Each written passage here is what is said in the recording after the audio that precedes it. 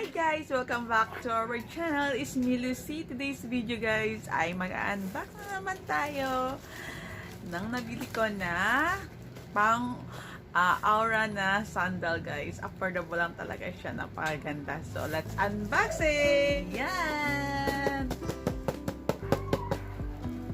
Unbox na natin ito guys.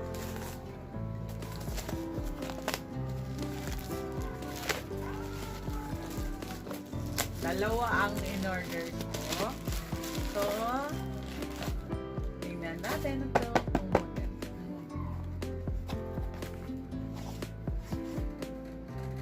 Ay, nulog din. Ito. Wow, ang cute! Ang ganda! Material. Yun, napakaganda oh. Nudes ang pinili ko kasi may mga iba't iba to silang kulay. May red, maroon, black, white, and nude color. Ayan, napakaganda lang, ganda. Napaka-affordable to guys. Tingnan nyo. Trending kasi ito sa ano eh. Kaya, napabili din ako. Nakapag-check out. Ayan, ang ganda niya. Try natin ito mamaya. Ang ganda. Ayan. Tingnan natin yung isa. Ito, black.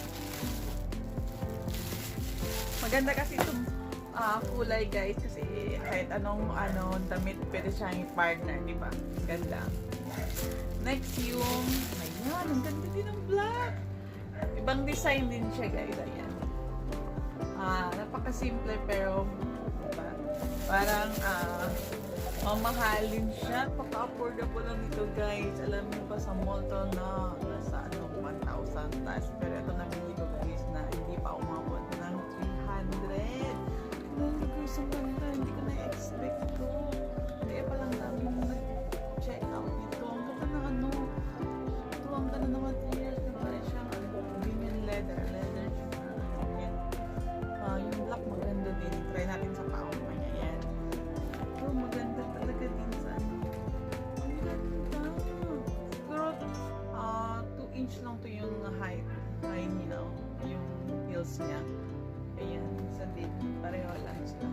Kasi yung may, kapag may mga event sa school ni Zoe, so, kailangan natin ganito kasi si Zoe matangkad pa sa akin ngayon guys. Kaya, kailangan ko nito. Ayan, ang ganda. Napabili talaga ako nito kasi ang ganda. Ang ganda ng reviews niya. Ayan.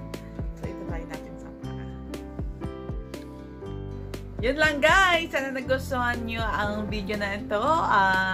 Salamat sa papanood. Please like and share. Bye!